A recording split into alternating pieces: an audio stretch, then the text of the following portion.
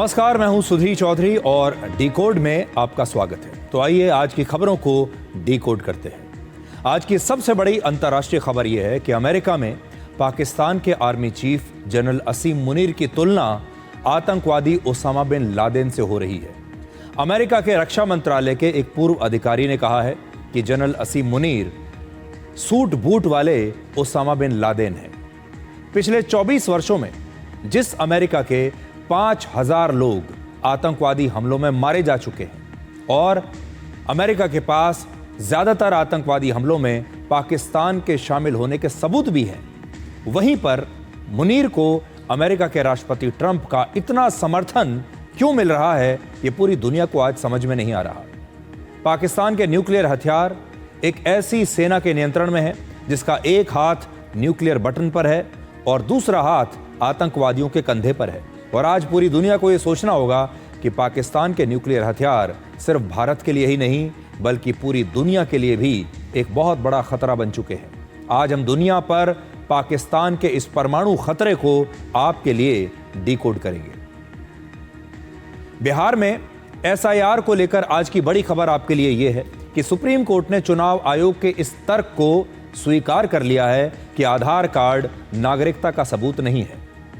ये उन तमाम विपक्षी नेताओं के लिए एक बड़ा झटका है जो चुनाव आयोग पर सवाल उठा रहे थे।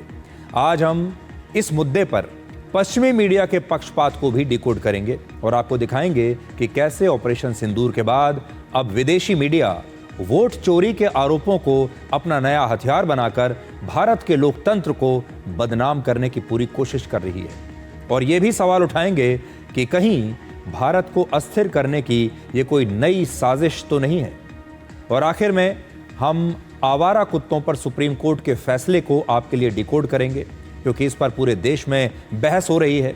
सुप्रीम कोर्ट ने कल दिल्ली और एनसीआर के आवारा कुत्तों को सड़कों से हटाकर शेल्टर होम्स में भेजने का आदेश दिया था और इस मुद्दे पर अब पूरा देश दो हिस्सों में बंट चुका है। देश भर के डॉग लवर्स सड़कों पर उतरकर विरोध प्रदर्शन कर रहे हैं। देश के बड़े बड़े एक्टर्स और राहुल गांधी और प्रियंका गांधी जैसे नेता सुप्रीम कोर्ट के फैसले के खिलाफ खड़े हो गए हैं। दूसरी तरफ ऐसे लोग भी हैं जो इस फैसले का स्वागत कर रहे हैं। इसलिए आज हम दोनों ही पक्षों को आपके सामने प्रस्तुत करेंगे और फिर आप तय कीजिएगा कि क्या होना चाहिए। लेकिन आज की बड़ी खबर यह है कि अमेरिका में पाकिस्तान के आर्मी चीफ असीम मुनीर की तुलना आतंकवादी ओसामा बिन लादेन से हो रही है। अमेरिका के रक्षा मंत्रालय के ही एक पूर्व अधिकारी माइकल रूबिन ने जनरल असीम मुनीर को सूट बूट में ओसामा बिन लादेन कहा है। ओसामा बिन लादेन और असीम मुनीर का एजेंडा और सोच एक जैसी है। ओसामा बिन लादेन ने अमेरिका पर 9/11 का आतंकवादी हमला किया था और जनरल असीम मुनीर ने अभी हाल ही में अमेरिका में बैठकर एटम बॉम्ब से आधी दुनिया को खत्म करने की धमकी दी है।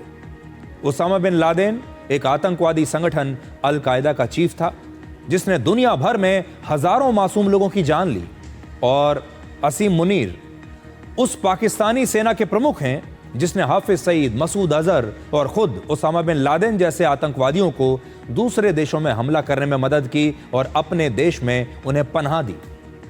पाकिस्तान और अफगानिस्तान के गुप्त ठिकानों में छिपकर ओसामा बिन लादेन अपना आतंकवादी संगठन चलाता था, जबकि असीम मुनीर सूट बूट पहनकर अमेरिका जैसे देशों से हिंसा और डर फैलाने वाले बयान दे रहे हैं। ओसामा बिन लादेन और आतंकवादियों की मदद करने वाले असीम मुनीर, इन दोनों को ही अमेरिका और दुनिया के लिए एक बड़ा खतरा माना गया है। ओसामा बिन लादेन को अंतर्राष्ट्रीय आतंकवादी कहा जाता था, जबकि असीम मुनीर एक देश के आर्मी चीफ हैं। और इनमें अंतर सिर्फ इतना है कि असीम मुनीर सूट बूट पहनते हैं, सूट और टाई पहनते हैं और शायद अंग्रेजी बोलते हैं और इस समय अपने आप को एक आर्मी का चीफ कहते हैं। लेकिन इन दोनों की जो तुलना है वो बहुत ही खतरनाक बात है पूरी दुनिया के लिए, क्योंकि अब दुनिया सूट बूट पहने हुए असीम मुनीर में ओसामा बिन लादेन की छवि देख रही है। Pakistan's rhetoric, the field marshal's rhetoric, is reminiscent of what we've heard from the Islamic State and from Osama bin Laden. This should not stand. Asim Munir is Osama bin Laden in a suit.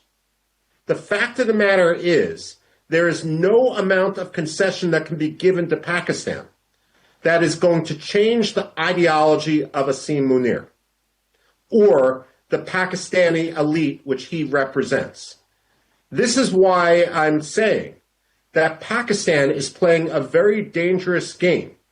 And while it may sound radical, the fact that Pakistan is now threatening half the world with nuclear weapons, within 30 minutes of when Asim Munir made those comments, he should have been ushered out, taken to Tampa International Airport, and flown out of the United States to the Bahamas, to Cuba, anywhere, and the Pakistanis could pick him up from there. तो आपने देखा, America के रक्षा मंत्रालय में काम कर चुके वहाँ के एक बड़े अधिकारी ये कह रहे हैं कि असीम मुनीर और ओसामा बिन लादेन में सिर्फ यही फ़र्क है कि असीम मुनीर सूट बूट पहनकर भी वही बातें करते हैं, वही विचारधारा रखते हैं जो ओसामा बिन लादेन की थी। लेकिन क्या ये सब बातें डोनाल्ड ट्रंप को दिखाई नहीं दे रही? इसलिए अब हम आंकड़ों की मदद से आतंकवाद पर अमेरिका के दोहरे चरित्र को आपके लिए डिकोड करेंगे।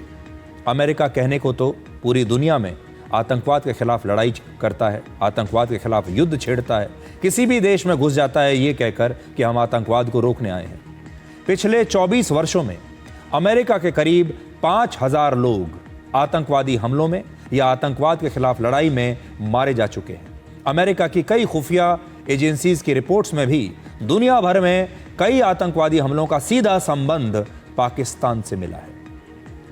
आप याद कीजिए, अमेरिका में जो 9/11 का हमला हुआ था उसमें एक अनुमान के मुताबिक 2750 से ज्यादा लोग मारे गए थे। ये अमेरिका के लोग थे, ये हमला अमेरिका में हुआ था। आज डोनाल्ड ट्रंप इस हमले को कैसे भूल सकते हैं? इन तस्वीरों को डोनाल्ड ट्रंप आखिर कैसे भूल गए? अमेरिका पर हाल के वर्षों में, हाल के दशकों में यह सबसे बड़ा हमला था। जापान ने जब पर्ल हार्बर का हमला किया था अमेरिका पर, उसके बाद से यह दूसरा सबसे बड़ा हमला था अमेरिका पर। 2750 से ज्यादा अमेरिका के लोग वहां पर मारे गए। ओसामा बिन लादेन ने अमेरिका में घुसकर इतना बड़ा हमला अमेरिका के ऊपर किया और इस हमले के पीछे ओसामा बिन लादेन जो सबसे बड़ा आरोपी था वो पाकिस्तान में छिपा रहा और पाकिस्तान में पाकिस्तानी आर्मी के एक बड़े आर्मी बेस के बहुत करीब यह आतंकवादी छिपा हुआ था। पाकिस्तान ने इसे पनाह देकर रखी और अमेरिका को भी यह पाकिस्तान से ही मिला जब अमेरिका ने इसे वहीं पर मार डाला। आज अमेरिका कैसे भूल सकता है कि उसके ऊपर हुए सबसे बड़े हमले के पीछे जो ओसामा बिन लादेन था उसे पाकिस्तान ने छिपा कर रखा था। आज अमेरिका भूल गया। अफगानिस्तान में जब अमेरिका ने वॉर ऑन टेरर शुरू किया उस दौरान भी अमेरिका के लगभग 2500 नागरिक मारे गए। यहां भी हमला करने वाले तालिबान को पाकिस्तान ने ही पाल पोस कर बड़ा किया था। दुनिया भर को ये जो तालिबान है ये पाकिस्तान की देन है। और मुंबई में जब 26/11 का हमला हुआ उसमें भी अमेरिका के 6 लोग मारे गए थे और इस हमले में भी पाकिस्तान का हाथ था। पाकिस्तान को अमेरिका के हजारों लोगों की मौत के लिए अप्रत्यक्ष तौर पर जिम्मेदार ठहराए जाने के बावजूद अमेरिका के राष्ट्रपति डोनाल्ड ट्रंप खुलकर असीम मुनीर को अपना समर्थन दे रहे हैं। असीम मुनीर के साथ उन्होंने अब अपनी दोस्ती कर ली है। हाल ही में अमेरिका के एक बड़े आर्मी जनरल ने भी पाकिस्तान को आतंकवाद के खिलाफ अपना अभूतपूर्व और अपना सबसे मजबूत साथी बताया है कि हम पाकिस्तान तो हमारा पार्टनर है आतंकवाद के खिलाफ इस लड़ाई में। कितना बड़ा मजाक है ये। जबकि इसी अमेरिका ने आतंकवाद का समर्थन करने के आरोप में अफगानिस्तान और लीबिया जैसे कई देशों पर हमला किया था। हालांकि अंतर्राष्ट्रीय कूटनीति में नैतिकता के बदले तत्काल प्रभाव से मिलने वाले फायदे अक्सर देखे जाते हैं। इसलिए अमेरिका को आतंकवादियों के मददगार पाकिस्तान में अब एक नया दोस्त और एक पार्टनर दिखाई दे रहा है। लेकिन आज हम अमेरिका को और डोनाल्ड ट्रंप को पूरी दुनिया के सामने एक्सपोज करना चाहते हैं। आतंकवाद के खिलाफ लड़ाई की जो बार बार वो दुहाई देते हैं, आज उनका ये चेहरा एक्सपोज हो चुका है, क्योंकि आज वो पाकिस्तान जैसे देश के साथ खड़े हैं। सवाल ये है कि क्या राष्ट्रपति डोनाल्ड ट्रंप रिश्वत लेकर पाकिस्तान को छूट दे रहे हैं? हाल ही में डोनाल्ड ट्रंप की एक पारिवारिक कंपनी ने पाकिस्तान के साथ क्रिप्टो को लेकर एक बहुत बड़ी डील की है। साथ ही पाकिस्तान ने डोनाल्ड ट्रंप को नोबेल पुरस्कार के लिए भी नॉमिनेट किया है।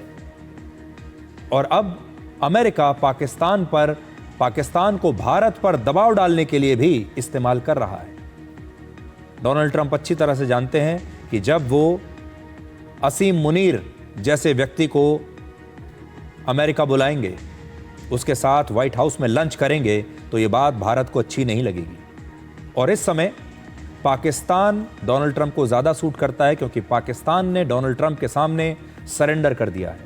जब भारत और पाकिस्तान के बीच ये 4 दिन का युद्ध चला था, उस समय पाकिस्तान ने एक प्रकार से अमेरिका की हर बात मानी, लेकिन भारत ने इनकार कर दिया था। और यही बात अब डोनाल्ड ट्रंप को चुभ रही है, और इसीलिए उन्होंने अपना जो नया दोस्त बनाया है उसका नाम है असीम मुनीर।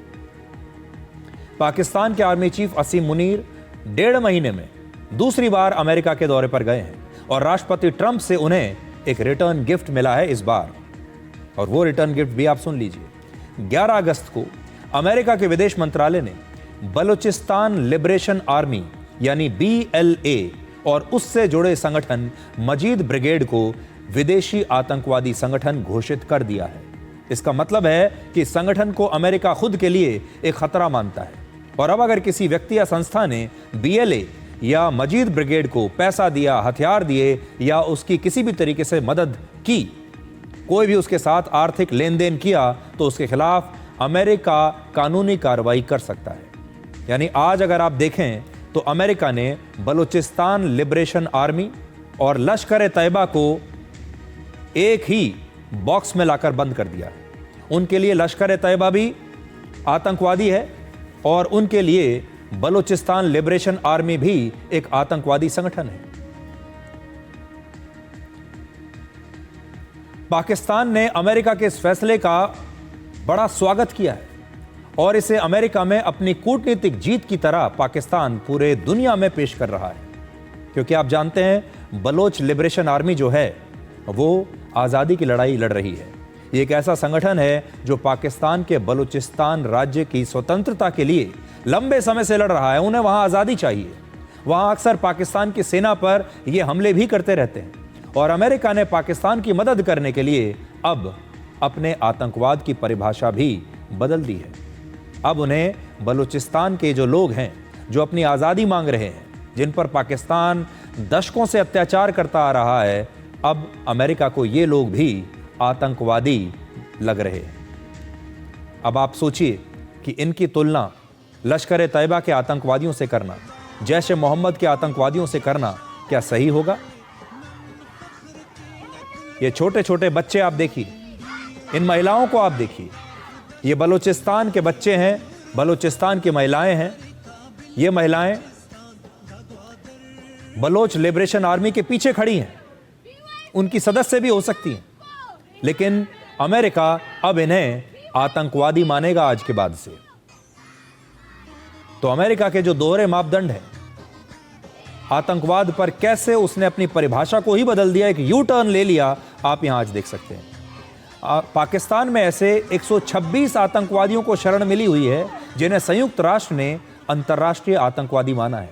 लेकिन अब बलूचिस्तान की आज़ादी के लिए लड़ने वाले ये एक्टिविस्ट भी आतंकवादी माने जाएंगे।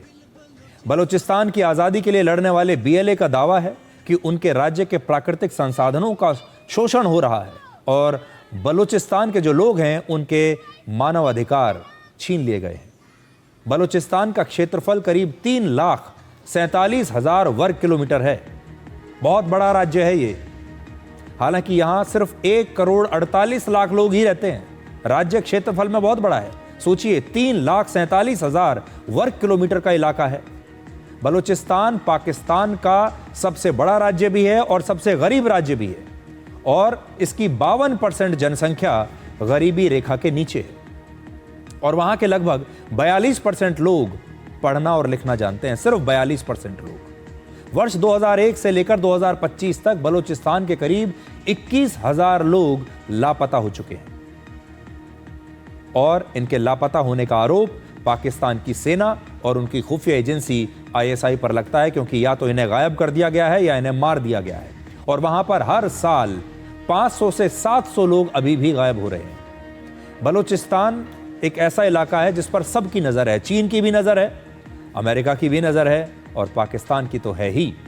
बलूचिस्तान में सोना, तांबा, लिथियम और दूसरे महत्वपूर्ण खनिज पदार्थों के विशाल भंडार हैं।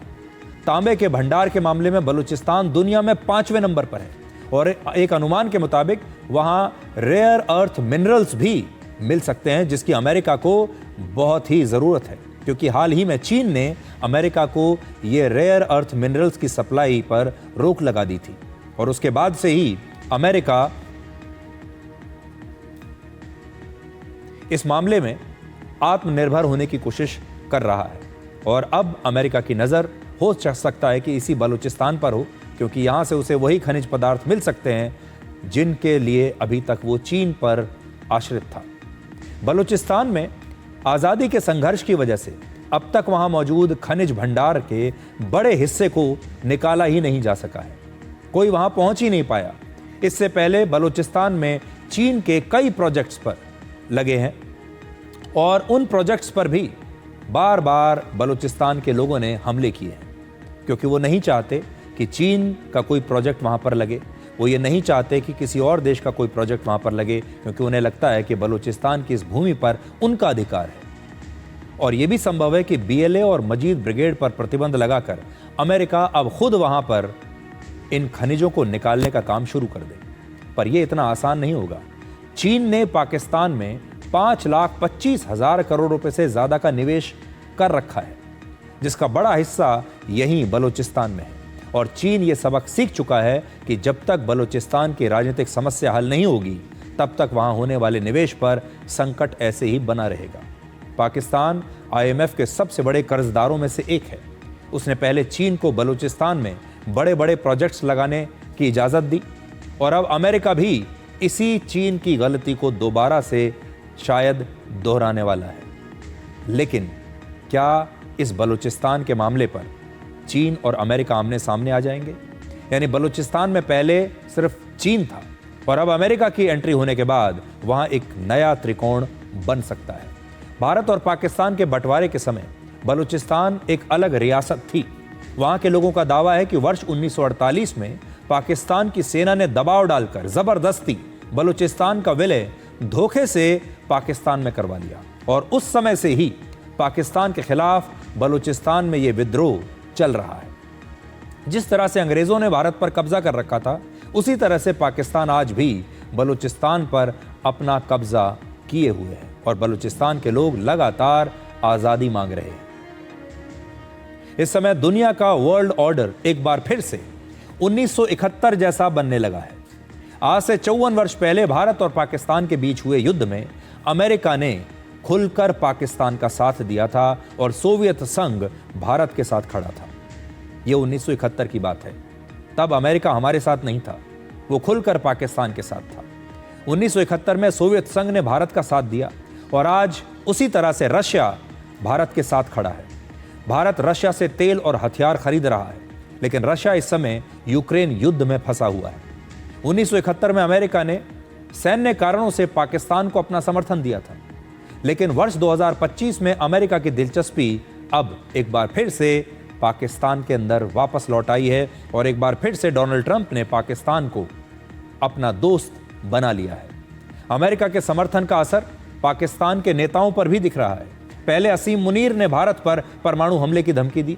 11 अगस्त को पाकिस्तान के पूर्व विदेश मंत्री बिलावल भुट्टो ने भी सिंधु नदी के पानी को लेकर भारत के खिलाफ युद्ध शुरू करने की एक नई धमकी दी है।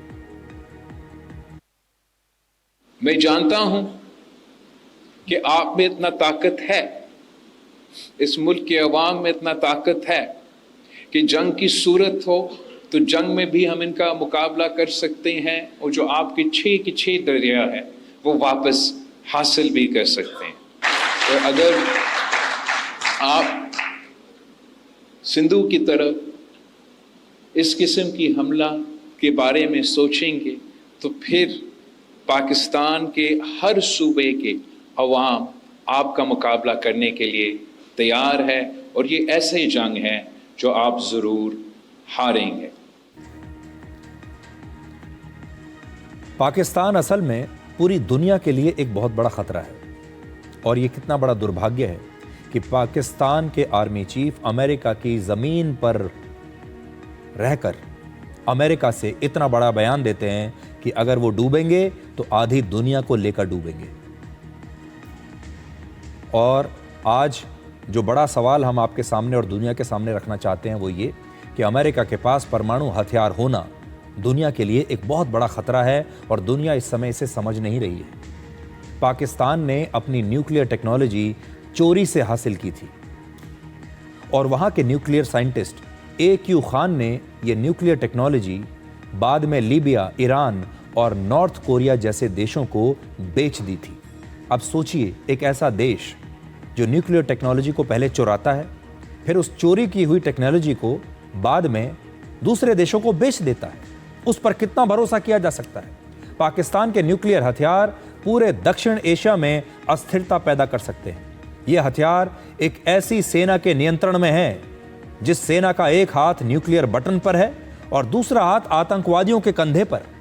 पहलगाम हमले से पहले असीम मुनीर ने यह बयान दिया था कि हिंदू और मुसलमान एक साथ नहीं रह सकते, और इसके तुरंत बाद यह पहलगाम का हमला हुआ जिसमें आतंकवादियों ने धर्म पूछकर भारत के लोगों की हत्या की।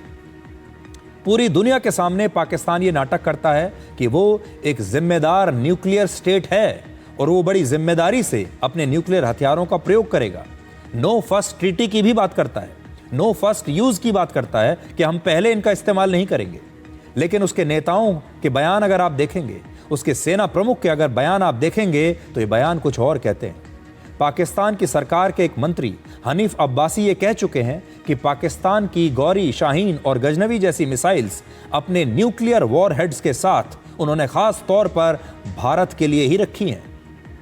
रशिया में पाकिस्तान के राजदूत भी कह चुके हैं कि पाकिस्तान भारत के साथ युद्ध में पारंपरिक और परमाणु दोनों हथियारों का प्रयोग करेगा। पाकिस्तान के एक और मंत्री शेख राशिद वर्ष 2020 में यह बयान दे चुके हैं कि अगर भारत ने पाकिस्तान पर हमला किया तो यह पारंपरिक युद्ध नहीं होगा बल्कि ये एक परमाणु युद्ध होगा। लश्कर ए तैयबा का आतंकवादी हाफिज सईद 2016 में यह कह चुका है कि सिर्फ भारत और इजराइल ही नहीं बल्कि पश्चिमी देश भी पाकिस्तान की न्यूक्लियर मिसाइलों के दायरे में आते हैं, वो भी संभल कर रहें। पाकिस्तान की सारी हरकतें साबित करती हैं कि पाकिस्तान का न्यूक्लियर बटन वहाँ की सिविलियन सरकार के पास नहीं है बल्कि उनकी सेना के हाथ में है। और पाकिस्तान की सेना का चरित्र ऐसा है कि उसमें फौजी कम हैं और आतंकवादी ज़्यादा है। इसलिए अमेरिका भले ही कुछ भी कहे, आज भले ही डोनाल्ड ट्रंप ने अपनी आंखों पर पट्टी बांधी हुई है, लेकिन पूरी दुनिया को आज ये सोचना होगा कि पाकिस्तान में मौजूद न्यूक्लियर हथियार सिर्फ भारत के लिए ही नहीं बल्कि पूरी दुनिया के लिए एक बहुत बड़ा खतरा बन चुके हैं। आपको याद होगा, अभी शनिवार को 3 दिन पहले भारत के वायुसेना प्रमुख ने यह ऐलान किया था कि ऑपरेशन सिंदूर के दौरान भारत ने पाकिस्तान के 6 विमानों को मार गिराया था। यह भी बताया था कि भारतीय सेनाओं ने पाकिस्तान को कितना ज्यादा नुकसान पहुंचाया और पाकिस्तान कैसे अपने घुटनों पर आ गया। और फिर पाकिस्तान ने खुद से भारत की सेना से कहा कि अब इस युद्ध को बंद कर दीजिए। इस खबर को सामने आए 3 दिन बीत चुके हैं, लेकिन राहुल गांधी ने अब तक भारतीय सेना को बधाई नहीं दी है।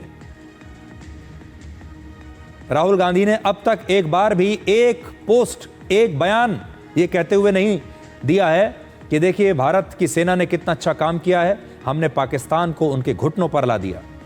राहुल गांधी जो बार बार प्रधानमंत्री मोदी से 5 जहाजों का सच पूछ रहे थे, बार बार सोशल मीडिया पर लिखते थे, बार बार अपने भाषणों में कहते थे कि क्या हुआ उन 5 फाइटर जेट्स का जो पाकिस्तान ने भारत के गिरा दिए, उन्हें उनके बारे में जानना था। राहुल गांधी ने एक बार भी ये नहीं कहा कि भारत जीत गया और भारतीय सेनाओं की इस कामयाबी पर उन्हें गर्व है।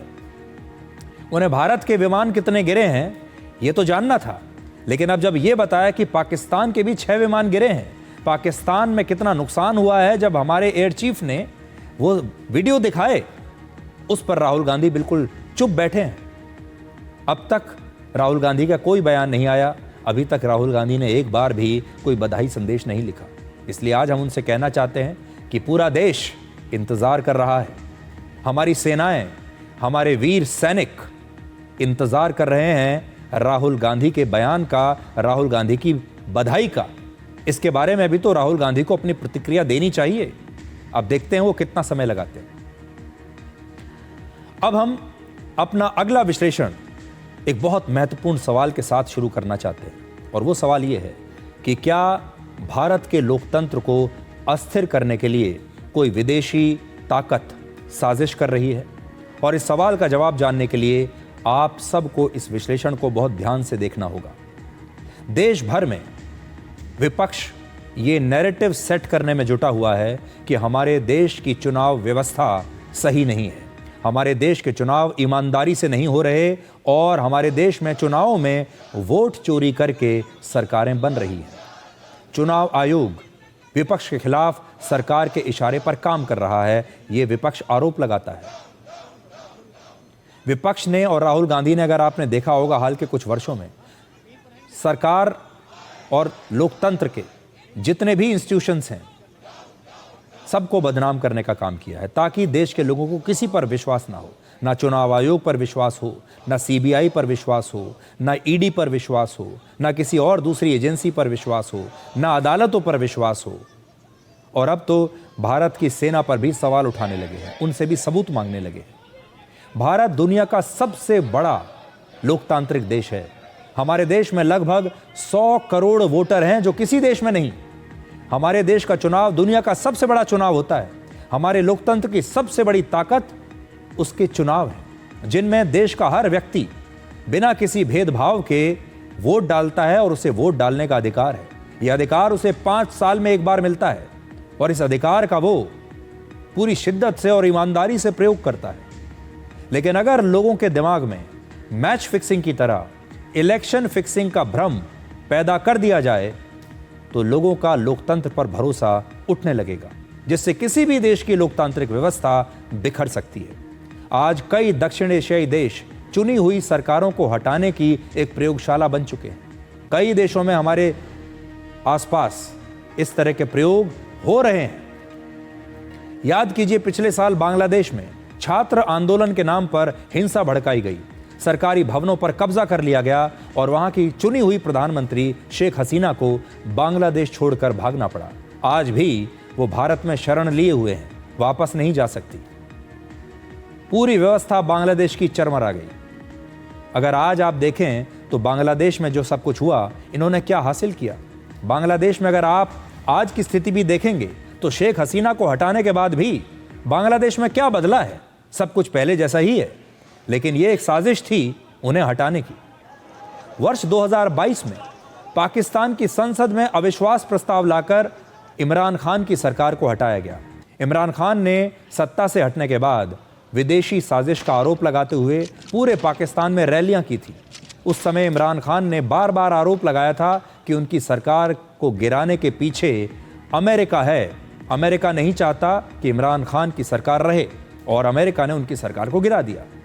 2022 में ही श्रीलंका में आर्थिक संकट और महंगाई का बहाना बनाकर विपक्षी पार्टियों ने जनता को भड़काया, और वहां के राष्ट्रपति गोटाबाया राजपक्षे के इस्तीफे की मांग की गई। जनता ने राष्ट्रपति भवन, प्रधानमंत्री आवास और तमाम सरकारी इमारतों पर कब्जा कर लिया। जुलाई 2022 में वहां के राष्ट्रपति को श्रीलंका छोड़कर देश से बाहर भागना पड़ा।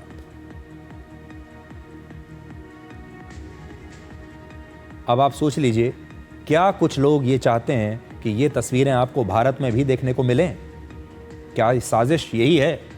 क्योंकि अगर हमारे देश के लोगों का विश्वास चुनाव से उठ गया, लोकतंत्र से उठ गया, तो जो विदेशी ताकतें हैं, जिनके साथ हो सकता है कि विपक्ष के नेता भी इस समय मिले हों, क्योंकि विपक्ष के नेताओं को किसी भी तरह से सत्ता में आना है।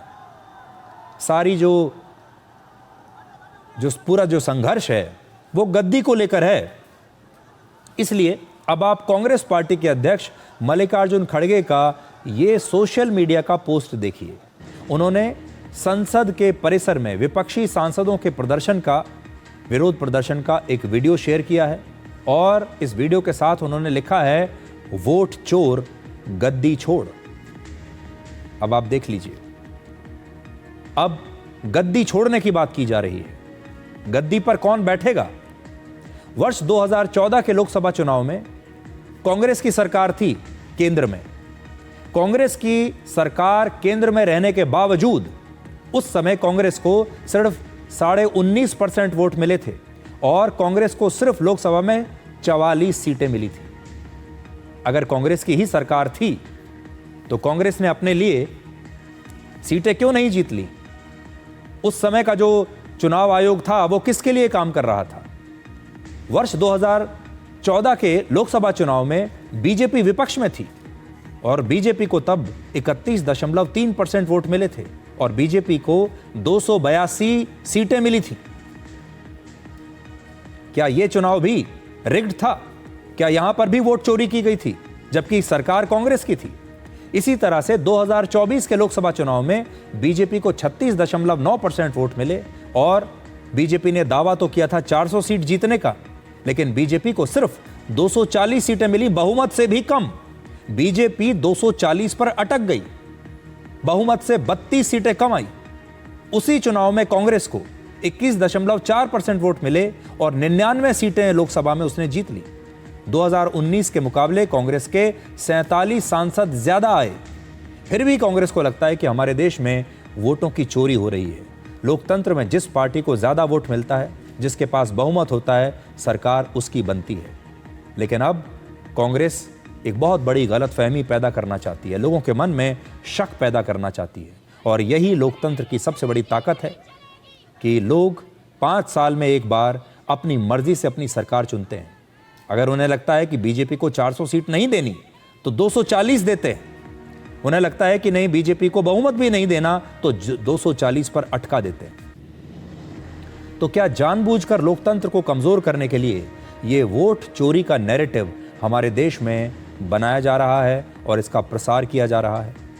आज प्रियंका गांधी वाड्रा सहित विपक्ष के कई सांसदों ने एक सफेद रंग की टी शर्ट पहनकर संसद भवन के बाहर एक विरोध प्रदर्शन किया। आप देखिए, ये टी शर्ट देखिए, आप सबने एक टी शर्ट पहनी हुई है और इस टी शर्ट पर एक नाम लिखा है, एक महिला की तस्वीर है और नाम लिखा है मिंता देवी।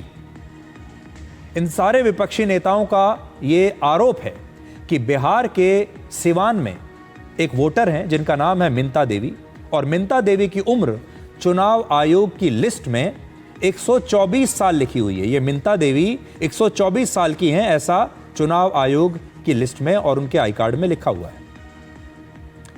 और ये भी लिस्ट में है कि ये पहली बार वोट देने वाली हैं, यानी ये नई वोटर हैं। अब विपक्षी दल कह रहे हैं कि इनकी उम्र तो 100 साल से भी ज्यादा है। इनकी जो डेट ऑफ बर्थ है, अगर आप भी देखेंगे तो इसमें लिखा हुआ है 1900, 15/7/1900 डेट ऑफ बर्थ है इनकी। उस हिसाब से इनकी उम्र हो गई 125 साल।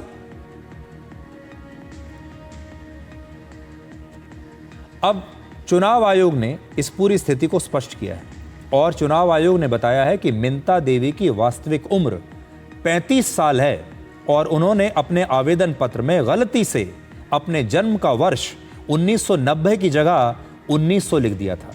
यानी जहां 9 लिखना था वहां उन्होंने 0 लिख दिया, 1990 की जगह 1900 लिख दिया, जिसके कारण उनकी उम्र 124 साल दर्ज हो गई। और इसी गलती की वजह से, इस गलती को आप देखिए, यह बड़ी मामूली सी गलती है। अब सोचिए जरा, चुनाव आयोग की इस मामूली सी त्रुटि को विपक्ष ने इतना बड़ा मुद्दा बना दिया। ऐसा लगता है कि आज विपक्ष के पास और कोई मुद्दा नहीं है। और आज ही मिंता देवी ने खुद उनके नाम की टी शर्ट पहनकर प्रदर्शन करने वाले नेताओं पर सवाल उठाए हैं। मिंता देवी खुद आ गई हैं। मिंता देवी को शायद पहले तो पता ही नहीं होगा कि वो कितनी बड़ी सुपरस्टार बन चुकी हैं। मिंता देवी की टी शर्ट, उनकी चेहरे, उनकी तस्वीर लगाकर उनके नाम के साथ प्रियंका गांधी वाड्रा और इतने बड़े बड़े नेता उनके नाम और चेहरे की टी शर्ट पहनकर दिल्ली में खड़े हुए हैं, ये मिंता देवी को पता ही नहीं था। लेकिन अब उनका नया बयान आया है, आप जरा सुनिए। हमको पता चला 2-4 दिन पहले कि हाँ 125 साल की मैं हो गई हूँ। प्रियंका गांधी या राहुल गांधी मेरे कौन होते हैं? उनको अधिकार किसने दिया कि मेरे नाम का टी शर्ट, मेरे तस्वीर का फोटो लगाकर वो टी शर्ट पहने? क्यों है? क्यों? कारण क्या है? वो कौन होते हैं? उनको अधिकार दिया किसने? किसी का फोन आया किसी अधिकारी? नहीं, मेरे पास किसी का फोन नहीं आया है। अभी तो नहीं आया? नहीं। हाँ, 4 दिन हो गया। सरकार से क्या मांग करते हैं? हम सरकार से यही मांग करते हैं कि जो भी काम हुआ है हम उसका जिम्मेवार नहीं है। जो मेरा गलत एड्रेस है उस एड्रेस को सही किया जाए, बस यही जानती हूँ। मिंता देवी ने राहुल गांधी की चिंताएं बढ़ा दी हैं। ये मिंता देवी अब उनकी नई चिंता बनेगी। और आज मिंता देवी का ये बयान राहुल गांधी तक जरूर पहुंचना चाहिए, प्रियंका गांधी वाड्रा तक जरूर पहुंचना चाहिए। और ये सारे जो विपक्ष के नेता ये टी शर्ट पहनकर ये डिजाइनर प्रोटेस्ट कर रहे हैं, एक फोटो शूट के लिए, वीडियो बनाने के लिए, फोटो खिंचवाने के लिए, सोशल मीडिया की रील्स बनाने के लिए, आज मिंता देवी का ये बयान इन तक जरूर पहुंचना चाहिए। और फिर देखना चाहिए कि मिंता देवी के बयान के जवाब में राहुल गांधी और उनकी बहन प्रियंका गांधी वाड्रा क्या कहते हैं। राहुल गांधी का दावा है कि बिहार में कई सीटों की वोटर लिस्ट में गड़बड़ी हुई है। यही आरोप उन्होंने कर्नाटक को लेकर भी लगाया था, कर्नाटक में एक सीट को लेकर। लेकिन बीजेपी का कहना है कि राहुल गांधी चुनाव में गड़बड़ी का एक भी ठोस सबूत अभी तक नहीं दे पाए हैं। हम कॉन्स्टिट्यूशन की रक्षा कर रहे हैं। One man one vote constitution का फाउंडेशन है और इलेक्शन कमीशन की ड्यूटी है कि वो one man one vote enforce करें, और उन्होंने नहीं किया है, उन्होंने अपनी ड्यूटी नहीं की। तो हम सिर्फ कॉन्स्टिट्यूशन को प्रोटेक्ट कर रहे हैं, उसकी रक्षा कर रहे हैं, संविधान की रक्षा कर रहे हैं, और हम करते रहेंगे, हम रुकेंगे नहीं। मिंता देवी सुना मैंने, ऐसे तो बहुत अनलिमिटेड केसेस हैं, अभी पिक्चर बाकी है। पहली बार इतिहास में होगा कि इलेक्शन कमीशन ने 30 लोगों को, सभी विपक्षी पार्टियों के तरफ से 30 सांसदों को आमंत्रित किया बात करने के लिए, लेकिन उनके पास न कोई सबूत है, न कोई आरोप में दम है। वो तो देश के लोगों को गुमराह करना चाहते हैं। और अब जब देश की जनता ने उनको ठुकरा दिया है, तो अब वो अपना खींच या अपनी हार का ठीकरा इलेक्शन कमीशन पे फोड़ना चाहते हैं। पहले ईवीएम पे फोड़ते थे, अब मतदाता सूची की बात कर रहे हैं, SIR की बात कर रहे हैं। आज पूरे देश को एक सवाल जरूर राहुल गांधी से पूछना चाहिए कि आखिर उनकी ऐसी क्या मजबूरी है कि वो वोट चोरी के सबूत चुनाव आयोग को नहीं दे रहे। अगर चुनाव आयोग पर विश्वास नहीं है तो सुप्रीम कोर्ट को दे सकते हैं, लेकिन किसी को तो ये सबूत देने पड़ेंगे। और अगर वो आश्वस्त हैं कि जो सबूत उनके पास हैं वो सबूत सही हैं, तो उन्हें शपथ पत्र देने में क्या परेशानी हो रही है। तो पहली बात तो ये कि जो कुछ भी अभी हो रहा है विवाद, ये एक दिन में समाप्त हो सकता है अगर राहुल गांधी शपथ पत्र के साथ ये सारे सबूत या तो इलेक्शन कमीशन को दे दें या फिर सुप्रीम कोर्ट को दे दें। सुप्रीम कोर्ट पर तो भरोसा उन्हें होना ही चाहिए, वहां जाकर दे दें। दूसरी बात यह है कि जब इलेक्शन कमीशन ये कह चुका है कि आप अपने 30 सांसद भेज दीजिए और हम 30 सांसदों से मिलने के लिए तैयार हैं, तो विपक्ष ने यह मांग क्यों की कि हम 30 नहीं 300 सांसद भेजेंगे। हम तो 30 नहीं 300 नेता अपने भेजेंगे, हमारे 300 प्रतिनिधि आएंगे। तो 30 प्रतिनिधि अगर चले जाते तो उसमें विपक्ष को क्या परेशानी थी, 30 प्रतिनिधि कम नहीं होते। लेकिन यहां भी उन्होंने बात को अटका दिया। असल में विपक्ष की पूरी ताकत जो लगी हुई है वो ये है कि यह मामला लंबा खींचे, बार बार ये चलता रहे, संसद चल ना पाए, और हर रोज वो घंटे 2 घंटे के लिए बाहर निकलते हैं सड़कों पर। इसी दौरान अपने वीडियो बनवा लेते हैं, अपनी तस्वीरें खिंचवा लेते हैं। उनके कोई सांसद बेहोश होने का नाटक करते हैं, कोई सांसद ये कहते हैं कि हमें तो पुलिस ने हमारी पिटाई कर दी। बार बार अपने ऐसे वीडियोस बनाए जाते हैं और फिर उनका जो IT सेल है वो इन वीडियोस को एडिट करके पूरे देश में सोशल मीडिया पर उन्हें फैला देता है। ये राजनीति इस समय हो रही है। आज बिहार में SIR के मुद्दे पर सुप्रीम कोर्ट में भी सुनवाई हुई है और सुप्रीम कोर्ट ने कहा कि आधार कार्ड अपने आप को नागरिक साबित करने का निर्णायक दस्तावेज नहीं है, यह सिटीजनशिप का दस्तावेज नहीं है और इसके लिए दूसरे दस्तावेज भी दिखाने पड़ेंगे। सुनवाई के दौरान सुप्रीम कोर्ट ने एक बड़ी टिप्पणी की। उन्होंने कहा कि अगर आप ये साबित कर देते हैं कि एसआईआर की प्रक्रिया गैर कानूनी है तो हम इस पूरी प्रक्रिया को अभी रद्द कर सकते हैं। सुप्रीम कोर्ट में बिहार एसआईआर के मुद्दे पर कल भी सुनवाई जारी रहेगी और आज विपक्ष के पास एक बड़ा मौका है कि वो स्पेशल इंटेंसिव रिवीजन का विरोध करने की बजाय सुप्रीम कोर्ट में जाकर वो सबूत दिखा दे। अगर उसने ऐसा कर दिया तो इससे विपक्ष की विश्वसनीयता बढ़ जाएगी और सुप्रीम कोर्ट यह आश्वासन दे चुका है कि अगर आप ये साबित कर देते हैं तो हम इस पर अभी रोक लगा देंगे। अब सोचिए, विपक्षी नेताओं को और राहुल गांधी को किसने रोका है? वो जाएं सुप्रीम कोर्ट में और सबूत पेश कर दें और सुप्रीम कोर्ट सबूतों को देखेगा, संज्ञान लेगा और अगर सही पाए गए तो इस पूरी प्रक्रिया को रोक सकते हैं।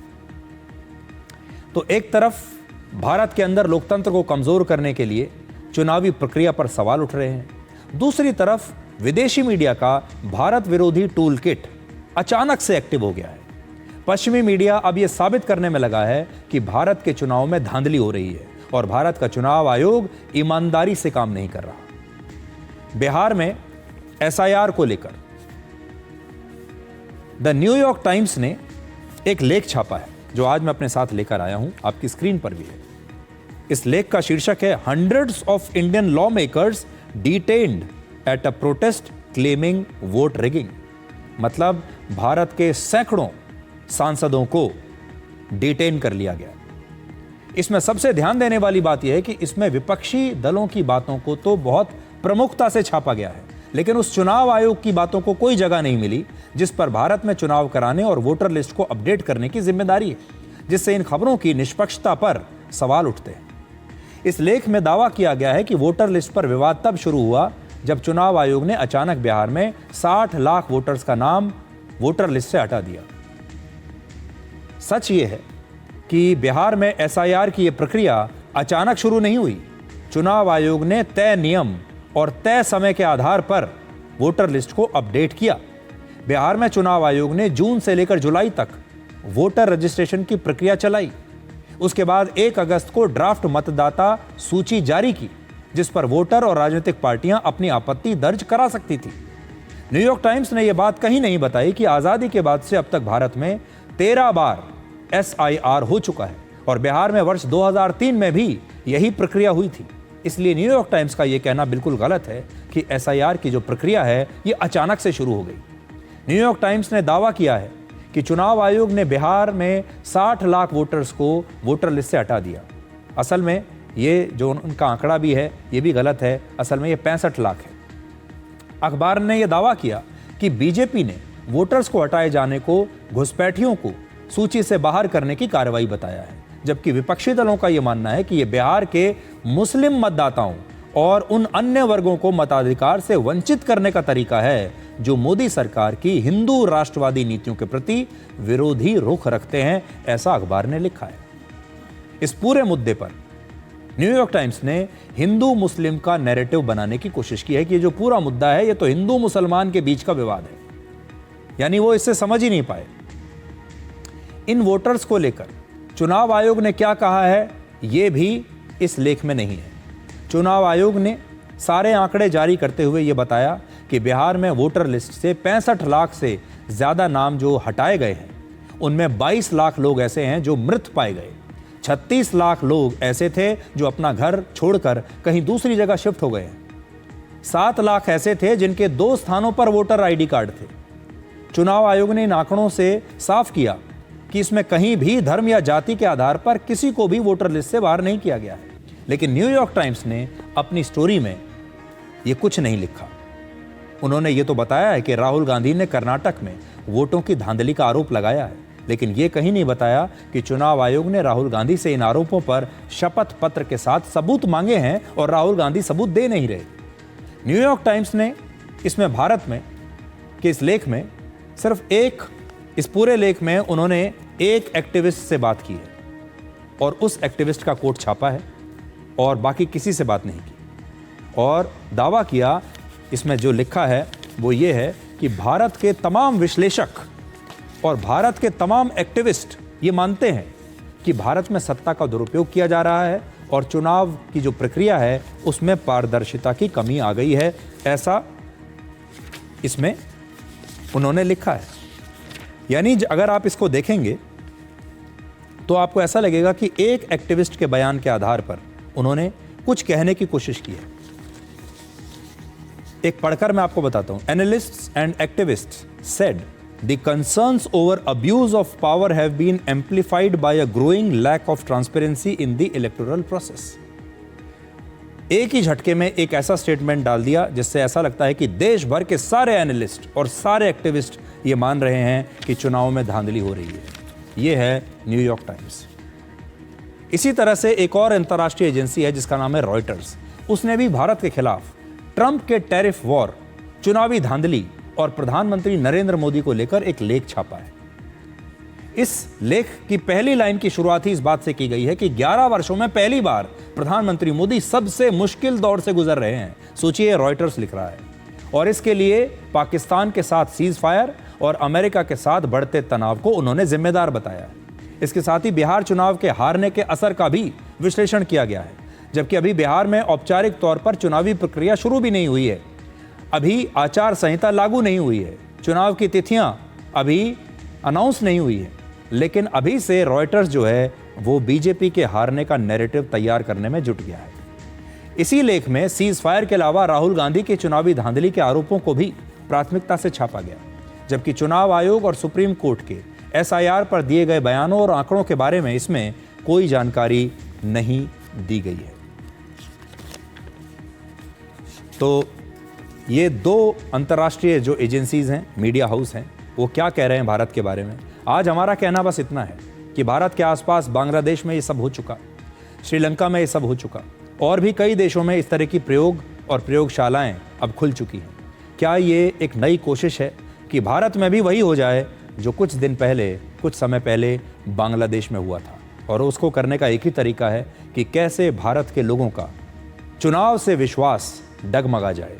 और ये मुझे ऐसा लगता है कि आखिरी दांव है विपक्ष का, और विपक्ष के मन में सिर्फ एक लालच है कि अगर ये देश टूट भी जाए, अगर हमारा लोकतंत्र बिखर भी जाए और उसके बदले में हम सत्ता में आ जाएं, या उसके बदले में मोदी सत्ता से हट जाएं, तो यही बहुत बड़ी बात है। और हो सकता है बहुत सारे नेता हमारे देश में ऐसे हों जो इसके लिए विदेशी मदद लेने के लिए भी तैयार हो जाएं। सड़कों पर रहने वाले स्ट्रे डॉग्स को शेल्टर होम्स में रखने के सुप्रीम कोर्ट के फैसले के बाद आज पूरे भारत में इस पर बहस हो रही है।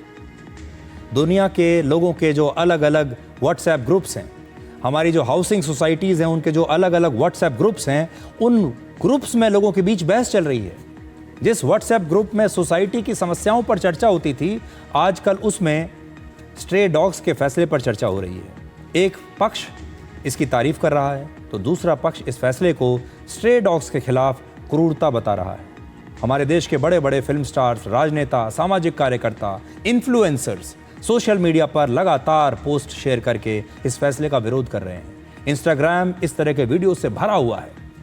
राहुल गांधी, प्रियंका गांधी वाड्रा, जॉन अब्राहम, जानवी कपूर, वरुण धवन, इस तरह के कई मशहूर लोगों ने स्ट्रे डॉग्स के पक्ष में सोशल मीडिया पर लिखा है। स्ट्रे डॉग्स के पक्ष में हैशटैग्स ट्रेंड हो रहे हैं और आज हम इस खबर को आपके लिए विस्तार से डिकोड करेंगे। पहले आपको बताते हैं जो लोग इस फैसले से खुश हैं उनके क्या तर्क हैं और जो लोग विरोध कर रहे हैं वो क्या कहते हैं। इस फैसले को लागू करना कितनी बड़ी चुनौती है, पहले तो ये समझ लीजिए। जो लोग इस फैसले का विरोध कर रहे हैं वो ये कहते हैं कि ये फैसला लागू कैसे होगा और स्ट्रे डॉग्स की समस्या से निपटने के लिए क्या कोई स्थायी समाधान हो सकता है। सबसे पहले आप देखिए आज कैसे देश भर में इस फैसले के खिलाफ जो डॉग लवर्स हैं उन्होंने सड़कों पर उतरकर विरोध प्रदर्शन किए हैं।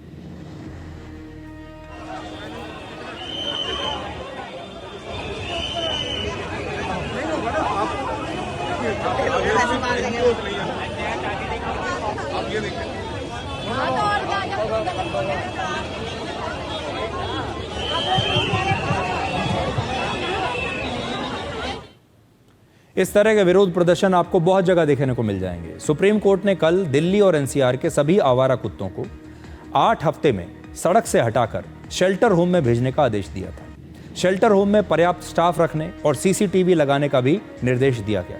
कोर्ट ने कहा कि पकड़े गए कुत्ते सड़कों पर अब वापस नहीं लौटने चाहिए, सड़कों पर एक भी कुत्ता नजर नहीं आना चाहिए। हर रोज पकड़े गए कुत्तों का रिकॉर्ड रखने का आदेश दिया और कोर्ट ने कुत्तों के काटने और रेबीज की बढ़ती घटनाओं के बाद स्वतः इस मामले का संज्ञान लिया था। अब आप कुछ आंकड़ों पर नजर डालिए। Indian council of medical research की नई रिपोर्ट के मुताबिक हमारे देश में हर साल रेबीज से 5,700 लोगों की मौत होती है। 2024 में हमारे देश में 37 लाख लोगों को कुत्ते ने काटा था। ये आंकड़े डराने वाले हैं, इसलिए कोर्ट भी इस मामले में सख्त है। सोशल मीडिया पर हर हफ्ते कुत्ते के काटने के वीडियोज अक्सर वायरल होते रहते हैं। कभी किसी बच्चे पर एक साथ कई कुत्ते हमला कर देते हैं, कभी किसी महिला या बुजुर्ग को कुत्ते घेर लेते हैं। मॉर्निंग वॉक पर जो लोग जाते हैं उन्हें हमेशा कुत्तों के हमले का डर सताता रहता है। इसीलिए बहुत सारे लोग अपने हाथ में छड़ी लेकर चलते हैं, डंडा लेकर चलते हैं। इसी तरह जब कोई व्यक्ति रात को ऑफिस से देर रात तक काम करके लौटता है तो उसे चोरों के साथ साथ कुत्तों के हमले का भी डर होता है। 2 महीने पहले ही सोशल मीडिया पर एक वीडियो वायरल हुआ था जिसमें एक लड़की ने सिर्फ 180 मीटर की दूरी तय करने के लिए एक बाइक राइड बुक की थी, क्योंकि उसे डर था कि इस 180 मीटर के रास्ते में आवारा कुत्ते उस पर हमला कर सकते हैं। पिछले महीने स्टेट लेवल के एक कबड्डी खिलाड़ी की रेबीज की वजह से मौत हो गई थी। सुप्रीम कोर्ट के फैसले के विरोध में एनिमल लवर्स के भी अपने तर्क हैं। अब देखिए, जो लोग कहते हैं कि सही हुआ वो ये तर्क दे रहे हैं। अब देखिए जो एनिमल लवर्स हैं वो क्या कहते हैं। उनका तर्क है कि सुप्रीम कोर्ट के फैसले को लागू करना ही एक बहुत बड़ी चुनौती है। अभी अकेले दिल्ली में स्ट्रे डॉग्स की संख्या 10 लाख के आसपास है। हालांकि यह आंकड़ा अलग अलग रिपोर्ट्स में अलग अलग बताया जा रहा है, लेकिन एक आंकड़े के मुताबिक 10 लाख हो सकते हैं। देश भर में 5 करोड़ से ज्यादा स्ट्रे डॉग्स हैं। आज हमारे देश में अधिकांश एनिमल शेल्टर्स पहले से ही भरे हुए हैं। आज स्ट्रे डॉग्स के लिए इतने सारे शेल्टर होम्स बनाने में महीने नहीं कई साल लग जाएंगे और इस पर अरबों रुपए नहीं तो करोड़ों रुपए तो जरूर खर्च होंगे। दिल्ली में 10 लाख कुत्ते हैं। एक अनुमान के मुताबिक इतने कुत्तों के लिए 10,000 डॉग पाउंड्स की जरूरत पड़ेगी। इसे बनाने में लगभग 50,000 करोड़ रुपए तक खर्च हो सकते हैं। कुत्तों को जहां पर रखा जाता है उस जगह को हम पाउंड कहते हैं। इसी तरह से एक अनुमान के मुताबिक हर रोज एक स्ट्रे डॉग को खिलाने पर 40 रुपए का खर्चा आता है। ऐसे में 10 लाख स्ट्रीट डॉग्स को खाना खिलाने पर ही रोज 4 करोड़ रुपए का खर्च आएगा। दिल्ली में हर साल स्ट्रीट डॉग्स के खाने के लिए 1500 करोड़ रुपए का बजट अलग से रखना होगा। इसके अलावा दवाइयाँ, उनकी देखभाल, उनकी सफाई और उनकी देखभाल करने वाले स्टाफ का वेतन भी अगर जोड़ लिया जाए तो ये बहुत मोटा खर्चा होगा। हमारे देश में भी स्ट्रे डॉग्स को लेकर नेदरलैंड्स का तरीका अपनाया जा सकता है। दुनिया में नेदरलैंड्स ऐसा देश है जहां कोई भी आवारा कुत्ता नहीं। वहां पर कुत्तों को शेल्टर होम्स में ही रखा जाता है और अगर कोई व्यक्ति या कोई परिवार शेल्टर होम से बाहर किसी पेट डॉग को खरीदता है या अडॉप्ट करता है तो उसे बहुत मोटा टैक्स देना पड़ता है। इसलिए नेदरलैंड्स में लोग शेल्टर होम से ही कोई भी डॉग अडॉप्ट करते हैं। वहां के 18% घरों में पालतू कुत्ते हैं। इस योजना को संवेदनशीलता के साथ यहां भी लागू किया जा सकता है और इसके लोगों को जागरूक कर सकते हैं। जो कुत्ते ज्यादा आक्रामक हैं उन्हें शेल्टर में भेज दिया जाए और जो बिल्कुल ठीक हैं, जिनकी मानसिक स्थिति, उन्हें अडॉप्ट करवा दिया जाए। शेल्टर से ही केवल शांत और अच्छे स्वभाव वाले कुत्तों को गोद लेने के लिए हम लोगों को प्रोत्साहित कर सकते हैं। डॉग स्टरलाइजेशन का काम युद्ध स्तर पर किया जाना चाहिए ताकि कुत्तों की संख्या और ना बढ़े। वैक्सीनेशन का काम भी तेजी से होना चाहिए ताकि रेबीज का खतरा कम हो जाए। और इन डॉग्स को खिलाने के लिए जगह जगह फीडिंग एरियाज हम बना सकते हैं। हाउसिंग सोसाइटीज और अलग अलग मोहल्लों में रहने वाले लोग इन डॉग्स के भोजन और स्टरलाइजेशन और वैक्सीनेशन के लिए खुद से अपने छोटे छोटे ग्रुप्स भी बना सकते हैं। ये कुछ तरीके हैं जिनसे हम स्थिति को टाल भी सकते हैं अगर हम चाहें। बहुत सारे लोगों का ये भी कहना है कि जो कुत्ते हैं उनका स्वभाव ऐसा होता है कि उनको अपना एक इलाका चाहिए होता है और जब आप इतनी बड़ी संख्या में इन्हें शेल्टर्स में भर देंगे ले जाकर तो ये परेशान होंगे, एक दूसरे के साथ भी हिंसा कर सकते हैं। इन्हें अपना एक इलाका चाहिए होता है। इन्हें भी जैसे हमें अपने घर की आदत होती है, अपने इलाके की आदत होती है, मोहल्ले की आदत होती है, कुत्तों के साथ भी ऐसा ही है। हमारी भारतीय संस्कृति में भी कुत्तों को विशेष स्थान दिया गया है। कई बार उन्हें भगवान के साथ दिखाया गया है। डॉग्स में कुछ खास भावनाएं होती हैं जो इंसानों से उन्हें बहुत जल्दी जोड़ती हैं। इसलिए प्राचीन समय से ही इंसानों और कुत्ते के बीच हमेशा दोस्ती रही है। इंसानों ने सबसे पहले कुत्ते को ही पालतू जानवर बनाया। आज से लगभग 4,500 साल पुरानी हड़प्पा सभ्यता में भी कुत्तों से जुड़े कई मिट्टी के खिलौने मिले। इंसानों के साथ डॉग्स की वफादारी और दोस्ती को लेकर आपने बहुत सारी कहानियां सुनी होंगी और कहा जाता है कि एक कुत्ता इंसान का बेस्ट और सबसे सच्चा दोस्त होता है, बेस्ट फ्रेंड होता है। इसलिए आज हम दोनों पक्षों की भावनाओं को, उनका सम्मान करते हैं हम, लेकिन ये भी कहना चाहते हैं कि इन कुत्तों के अंदर भी एक भावना होती है, ये भी इंसान की तरह सोचते हैं। अगर ये इंसान के बेस्ट फ्रेंड बन सकते हैं तो इंसान की तरह सोचते भी हैं, इंसान के दुख दर्द में उनके साथ भी रहते हैं। इसलिए आज हम ये कहना चाहेंगे कि कोई और तरीका अगर हम अपना सकते हैं तो उसको भी ज़रूर हमें एक कोशिश उसे लेकर करनी चाहिए। तो आज के लिए डिकोड में इतना ही। अब आपसे हमारी अगली मुलाकात होगी कल रात 9 बजे। तब तक आप खुश रहिए, सुरक्षित रहिए, स्वस्थ रहिए और साथ रहने का हुनर ताले से सीखिए। वो टूट जाएगा लेकिन चाबी नहीं बदलेगा। नमस्कार।